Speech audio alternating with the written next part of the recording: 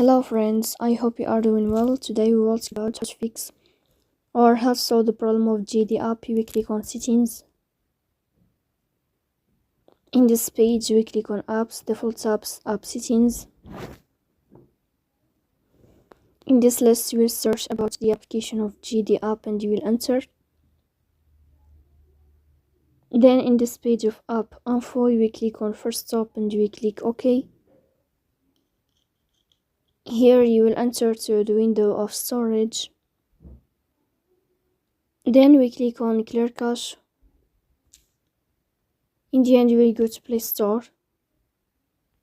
You will search about the application of GD. Here you will uninstall your app and you will install it again to fix that problem.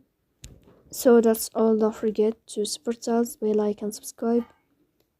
See you next time in another video and thank you for your watching.